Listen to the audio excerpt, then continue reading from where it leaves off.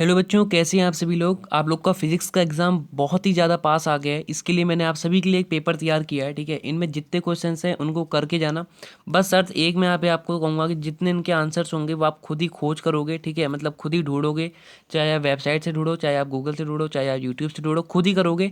जिससे कि आपको कुछ सीखने को मिलेगा। मैं यहाँ पे आंसर बता दूंगा, आप देख के रह जाओगे, कुछ सीख नहीं पाओगे। ठीक है, इसलिए इनके आंसर्स आपको खुद निकालने हैं। ठीक है, सो सबसे पहला क्वेश्चन है, मैं आपको पढ़ पढ़ के बता दूंगा कौन कौन से क्वेश्चन हैं, तो ये सब आप देख लेना। ठीक है, न्यूट्रॉन की खोज किसने की थी आपको पता होना चाहिए। उसके बाद यहाँ पे लिखा है चुंबकीय फ्लक्स का ऐसा ही मात्रक क्या होता है। ठीक है, उसके बाद यहाँ पे लिखा है निम्न में से कौन विद्युत चुंबकीय तरंग नहीं है, ये बताना है। ये सब क्वेश्चन इंपॉर्टेंट है। पहली बात तो ये है ना। श्रेणी क्रम में संयोजित C1 C2 धारिता के दो संधारित्रों की प्रभावी धारिता C के लिए व्यंजक, यानी यहाँ पे ये बता रखा है आपको श्रेणी क्रम में ये संयोजित होंगे।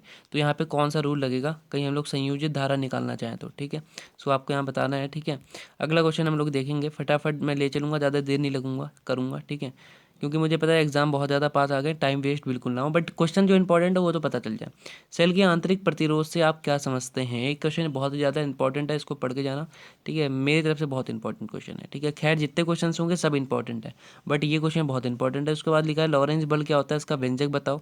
उसके बाद यहाँ लिखा है 1 ग्राम पदार्थ में समतुल्य ऊर्जा को परिकल्पित करो। ठीक है, परिकलित करो। ठीक है, यानी उसको निकालो कहीं। 1 ग्राम पदार्थ है आपके पास, तो उसमें जो समतुल्य ऊर्जा होगी कितनी होगी, है ना। N प्रकार P प्रकार के अर्धचालकों में बहुसंख्यक आवेशों के नाम बताओ क्या होते हैं। भाई बहुत ज़्यादा इंपॉर्टेंट क्वेश्चन है, VVI क्वेश्चन है आपके लिए, एग्जाम के लिए, फिजिक्स के लिए, 3 फरवरी को जो होगा। ठीक है, अगला क्वेश्चन यहाँ पे लिखा है वैद्युत द्विध्रुव की अक्षीय स्थिति में किसी बिंदु पर वैद्युत क्षेत्र की तीव्रता का सूत्र विद्युत संकेतों के साथ बताओ। यानी उसको आपको बताना है, यानी खाली आपको फॉर्मूला लिखना है। उसके बाद जो वहाँ पे एप्सिलॉन नॉट ये सब चीज़ें यूज़ होती हैं वो सब बतानी है, उनका क्या मतलब होता है। ठीक है, उनकी वैल्यूज़ कितनी होती है वो सब बताना है। मुक्त इलेक्ट्रॉनों में अपवाह वेग या फिर अनुगमन वेग और धारा, वैद्युत धारा में आपको यहाँ संबंध स्थापित करना है। बहुत ही ज़्यादा मस्टली VVI क्वेश्चन है, पढ़ के जाना, 2 मार्क्स का आ सकता है। अगले उसमें देख चलते हैं, है ना। प्रतिरोधक का प्रतिरोध क्या होता है वो आपको पता होना चाहिए। ठीक है, जैसे कि यहाँ पे एक आपको वैद्युत वाहक बल वाली एक बैटरी दे रखी है। ठीक है, उसका आंतरिक प्रतिरोध आपको पता है। ठीक है, प्रतिरोधक में संयोजित है। ठीक है, बता रखा है आपको। उसके बाद यहाँ पे कह रहा है कि आपको प्रतिरोधकता का मान पता होना चाहिए, यानी प्रतिरोधक का प्रतिरोध कितना है वो आपको पता होना चाहिए। ठीक है, प्रतिरोध कैसे निकालते हैं वो आपको पता होना चाहिए। ये 2 मार्क्स का एक आपका न्यूमेरिकल आ सकता है। ठीक है, अगले उसमें चलते हैं फटाफट। यहाँ पे लिखा है धातुओं तथा अर्धचालकों की प्रतिरोधकता पर ताप का क्या प्रभाव पड़ता है। ठीक है, यानी यहाँ पे क्या है, समझो इस बात को। धातु होते हैं और अर्धचालक होते हैं, सबको पता है। ठीक है, अर्धचालक में क्या होते हैं, N और P। ठीक है, और इनमें जो होता है प्रतिरोधकता जो होती है इनकी, इनके कहीं ताप का प्रभाव आपसे पूछ लिया जाए तो उस पर क्या प्रभाव पड़ेगा, घटेगी बढ़ेगी, वो सब चीज़ें बतानी है। ठीक है, चलो अगले पेज पे चलते हैं। लॉन्ग क्वेश्चंस भी कुछ बताऊंगा, ठीक है, और कुछ शॉर्ट भी बताऊंगा, तो ध्यान से देखिएगा इनको। अगला क्वेश्चन यहाँ पे लिखा है आपके लिए, एक सेकेंड थोड़ा खुल जाए फोटो, अब सही है। ठीक है, यहाँ पे लिखा है 10 सेंटीमीटर त्रिज्या की किसी कुंडली, है ना, जिसमें पास पास सटे, देखो फेरों की संख्या दे रखी है। ठीक है, वैद्युत धारा कितनी प्रभावित हो रही है, एम्पियर में दे रखी है। उसके बाद यहाँ से आपसे खाली चुंबकीय क्षेत्र पूछ रहा है। कौन सा बच्चा होगा जो इस न्यूमेरिकल को नहीं कर पाएगा। इससे सस्ता न्यूमेरिकल और इससे इंपॉर्टेंट न्यूमेरिकल आपको कहीं नहीं मिलने वाला, VVI क्वेश्चन है, करके जाना। अगला क्वेश्चन ये लिखा है किसी चल कुंडली गैल्वेनोमीटर को A मीटर में और वोल्ट मीटर में कैसे रूपांतरित करेंगे, कैसे बदलेंगे वो बताना है। इंपॉर्टेंट क्वेश्चन ये भी आप मोस्ट इंपॉर्टेंट मान के चलो। ये क्वेश्चन इस बार आपको बोर्ड एग्जाम में देखने को मिलेगा, most important question for the board exam. ठीक है, अगला क्वेश्चन देखते हैं वैद्युत चुंबकीय तरंगों की अनुप्रस्थ प्रकृति से क्या अभिप्राय है, आना चाहिए। उसके बाद यहाँ पे देखो फोकस दूरी निकालने का फॉर्मूला आपको पता होना चाहिए। ठीक है, बहुत सिंपल होता है और 2 नंबर का एक क्वेश्चन सब बन सकता है। और क्या बन सकता है, ये आपके क्या कहते हैं, दूरदर्शी वाले चैप्टर से। तो यहाँ पे लिखा है लेंस की क्षमता का सूत्र और मात्रक लिखो, और उसके बाद यहाँ पे लेंस की क्षमता को बताओ। बहुत इंपॉर्टेंट क्वेश्चन है, VVI क्वेश्चन है, लेंस की क्षमता। ठीक है, VVI क्वेश्चन है, VVI। ठीक है, इसको करके जाइएगा। अगला क्वेश्चन लिखा है प्रकाश के अपवर्तन का नियम लिखो। ठीक है, आना चाहिए, बहुत सरल होता है, बहुत इंपॉर्टेंट भी है ना। द्रव्य तरंगे क्या होती है ना, तरंग दैर्घ्य में, एक से रुक जाओ, द्रव्य तरंगों की तरंग दैर्घ्य के लिए दी ब्रोगली संबंध स्थापित यहाँ पे आपको करना आना चाहिए। ठीक है, चलो अगला क्वेश्चन देखते हैं। नाभिकीय विखंडन और नाभिकीय संलयन के उदाहरण देकर इनको स्पष्ट करो आप लोग। ठीक है, क्या होता है, ठीक है। ये सब क्वेश्चन इंपॉर्टेंट है, आगे उसमें आते हैं। देखो किरचॉफ का यहाँ कुछ सीन आ गया थोड़ा बहुत, इसको समझना। तो यहाँ पे क्या होगा, देखो थोड़ा एक सेकेंड क्लियर हो जाए फोटो। अब सही है। देखो यहाँ पे लिखा है संलग्न परिपथ में 10 ओम के प्रतिरोध में धारा शून्य हो तो ज्ञात करो। ठीक है, यहाँ पे आपको क्या क्या ज्ञात करना है। प्रतिरोध एक्स का मान, ये जो एक्स प्रतिरोध लगा है इसका मान क्या होगा, और 4 ओम में प्रतिरोध की धारा। ठीक है, यानी यहाँ जो 4 ओम है इसमें कितनी धारा बहेगी, आइए आपको यहाँ फाइंड करनी है। ठीक है, यहाँ पे 1.5 नंबर के 2 क्वेश्चन है, 3 नंबर का क्वेश्चन है। वैद्युत में किरचॉफ का नियम किस बच्चे को नहीं आता है, सीख के जाना। इसके 99% चांस है क्वेश्चन आएगा। ठीक है, किरचॉफ के नियम। आगे चलें फटाफट। यहाँ लिखा है परमाणु में परिक्रमा करने वाले इलेक्ट्रॉन के चुंबकीय द्विध्रुव आघूर्ण का व्यंजक स्थापित करो। VVI most important question. जो नहीं करके गया बहुत बड़ी मूर्खता होगी, आप देख के भी करके नहीं जा रहे हो, बहुत बड़ी दिक्कत है उसमें। ये क्वेश्चन भी बहुत इंपॉर्टेंट है। चित्र में श्रेणी एलसीआर परिपथ दर्शाया गया है, चित्रानुसार परिवर्ती आवृत्ति के स्रोत वी से जोड़ा गया है। तो ये सब चीज़ें यहाँ पे आपको फाउंड करनी है। ठीक है, तो क्या क्या फाइंड करना है, देखो स्रोत में आवृत्ति निकालिए जो परिपथ में अनुनाद उत्पन्न कर सके। ठीक है, और उसके बाद लिखा अनुनादी आवृत्ति पर परिपथ की प्रतिबाधा निकालो। प्रतिबाधा का फॉर्मूला बेटा करके जाना है ना, वीवीआई है प्रतिबाधा का फॉर्मूला। ठीक है, एलसीआर, ठीक है, एलआर और एलसी जो होता है, ये जो आपके क्या कहते हैं परिपथ होते हैं। ठीक है, सर्किट्स होते हैं ये, इनके बारे में कुछ चीज़ें जरूर पढ़ के जाना। इनसे रिलेटेड, ये तीनों से रिलेटेड जो भी फॉर्मूले हैं सबको बना के जाना। इनमें से एक ना एक देखने को मिलना है, ये भी खबर आई है। ठीक है, चलो अगला क्वेश्चन देखें।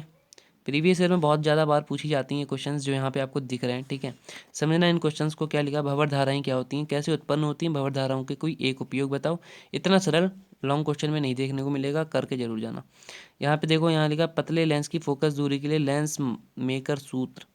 लेंस मेकर सूत्र is a very most important topic for the board exam 2024। ठीक है भाई, बोर्ड एग्जाम 2024 के लिए लेंस मेकर सूत्र फिजिक्स क्लास 12 यूपी बोर्ड के लिए इतना इंपॉर्टेंट टॉपिक कुछ नहीं होगा।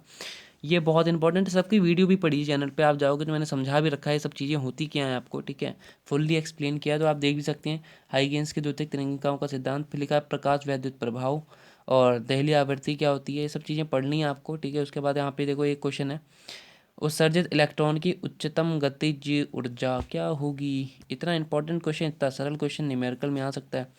बोहर मॉडल, रदरफोर्ड परमाणु मॉडल किस प्रकार भिन्न है समझाओ। ठीक है, ये मॉडल पढ़ के जाना, मॉडल्स आ सकते हैं। ठीक है, कोई सिंपल नहीं है कि आपको मतलब खाली यही क्वेश्चन आ जाएगा अंतर बताओ, खाली एक क्वेश्चन उठा के दे देगा बोहर का परमाणु मॉडल समझाओ 2 नंबर का। ठीक है, या कह देगा रदरफोर्ड का मॉडल समझाओ 1 नंबर। ठीक है, सो वो कर लेना अपने हिसाब से। ये बहुत इंपॉर्टेंट क्वेश्चन यहाँ पे आपको देखने को मिल रहा है। और एंड और नॉट, ठीक है, इन गेटों की सारणी आनी चाहिए। ठीक है, उसके बाद इनका प्रतीक चिन्ह क्या होता है सभी को आना चाहिए। ये क्वेश्चन बहुत ज़्यादा वी वी वी जितने भी वी मैं इसमें लगा दूं कम है। ठीक है, बहुत इंपॉर्टेंट है, 99% चांस है कि आएगा ये क्वेश्चन। ठीक है, चलिए अगला क्वेश्चन देखते हैं फटाफट। खुल जा भाई फटाफट, ये चलो खुल गया। पीएन संधि डायोड के लिए अग्रदिशिक बायस और पश्च दिशिक बायस का क्या अर्थ है भैया।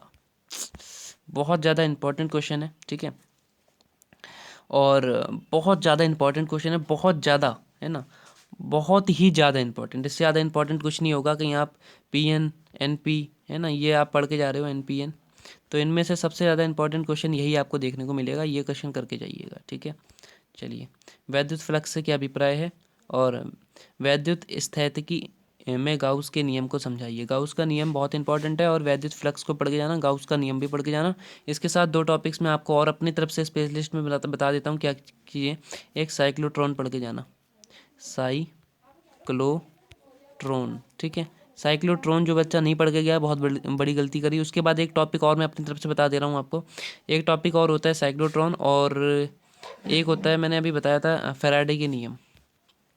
ठीक है, फैराडे के नियम और ये क्या कहते हैं साइक्लोट्रॉन, दोनों बहुत इंपॉर्टेंट है, इनको करके जाना। इनमें जितने व्यंजक व्यंजक आते हैं सब कुछ करके जाना, लॉन्ग में आ सकता है। अगला क्वेश्चन देखो, पूरा न्यूमेरिकल भरा पड़ा है पहले वाले और सेकंड चैप्टर से है ना, तो आप इससे करिएगा आराम से, बहुत इंपॉर्टेंट है।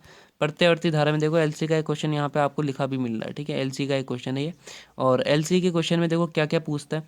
संधारित्र में प्रेरक में संचित ऊर्जाओं का योग समय बदलने पर नहीं बदलता है। ठीक है, यानी आपको यहाँ करना क्या है कि प्रतिघात एवं प्रतिबाधा को स्पष्ट करना क्या होती है। ठीक है, चलिए अगला क्वेश्चन देखें, ये बहुत इंपॉर्टेंट क्वेश्चन आ गया। इससे ज़्यादा इंपॉर्टेंट कोई क्वेश्चन नहीं होगा, इसको करके जाना, ठीक है।